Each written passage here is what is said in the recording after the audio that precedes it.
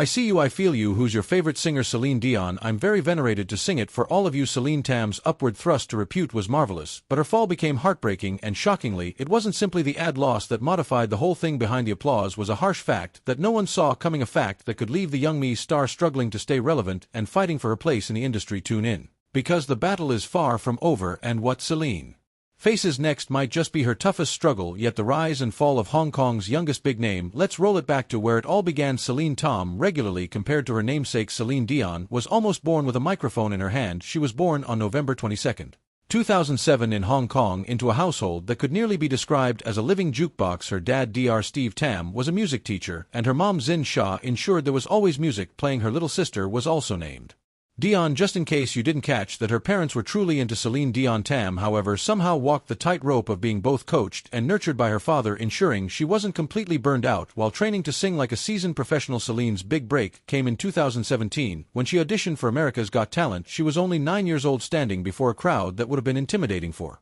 anyone, let alone a child, and yet she sang, "My Heart Will Go On."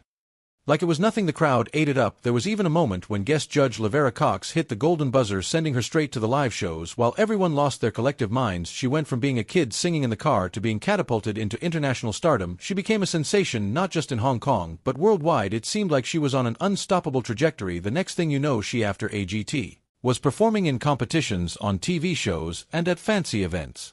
For a while, everything was coming up roses for the young star, but this is where the fairy tale takes a nosedive. Her journey on America's Got Talent came to an abrupt halt when she didn't make it to the finals.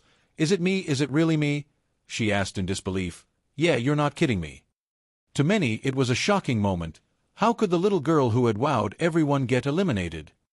The answer always lay within the harsh realities of TV competitions, audience votes, and let's be real, some politics behind the scenes. She was good, incredibly good, but sometimes that's just not enough. The judges were torn. Simon Cowell praised her growth, but Melb didn't hold back, calling her performance too theatrical. The crowd booed Melb, but the damage was done. Despite getting praise from most of the judges, the votes simply weren't enough to push her through. What happens after you've been in the spotlight on one of the biggest stages in the world? For her, it meant a complex mix of opportunities and letdowns. Her return to Hong Kong was met with celebrations, but when the fanfare died down, she had to find a way to keep her music career afloat. She performed at events like the 2017 Missy Hong Kong pageant and appeared on other shows like Singer 2018, a Chinese competition where she faced off against professional vocalists, and while she wowed audiences, the path wasn't exactly smooth sailing.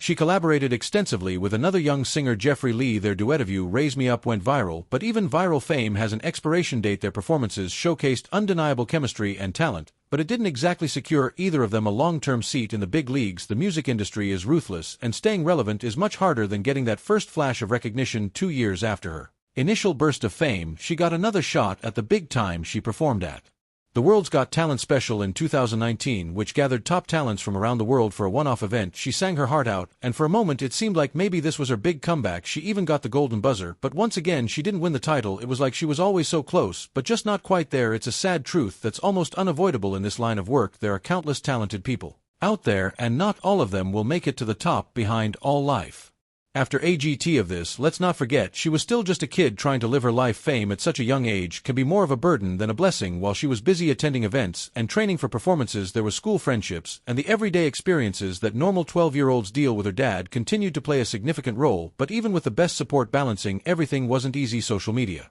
became her way to stay connected with fans and maintain public interest. Her Facebook page helped keep followers updated, but as with most young stars, there's only so much you can do to hold people's attention. Interest waned, and she, once an international sensation, became more of a local star. The truth is, being a child star sounds glamorous, but it comes with its own harsh realities. 1 minute you're in the spotlight, and the next everyone has moved on to the next big thing. Her talent was never in question. She had the voice, no doubt, but the entertainment world is brutal, especially for young performers. It chews people up and spits them out. For every child star who makes it, dozens fade away. For her, it wasn't about losing talent or drive. She could still sing, and she had a voice most people would dream of. But after the America's Got Talent hype faded, reality set in, and the opportunities weren't as abundant as they had seemed when she was standing on that stage, covered in golden confetti, the cheers still echoing in her ears after Laverne Cox slammed the golden buzzer. It was a moment most young singers only dream of: instant fame, viral videos, worldwide praise. But after the spotlight fades, the real story begins. Let's take a look at what happens when a young artist steps off the glittering stage and faces the world beyond the applause. It's no longer about one perfect moment. It's about the long, uncertain path of staying relevant in an industry that forgets quickly.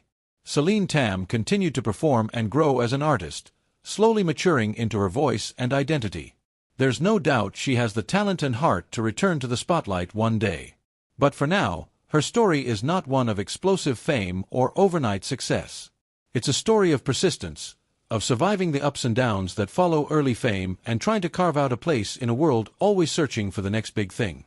No longer was she the novelty act who wowed audiences with her rendition of My Heart Will Go On at 9 years old. She was now just one among many gifted young singers, all striving to stand out in an overcrowded industry. Her father, Dr. Steve Tam, remained a cornerstone in her career. His dual role as her vocal coach and parent had always been essential, but not without its complications. As Celine grew older, the pressure of maintaining her career while trying to experience a normal childhood grew more intense.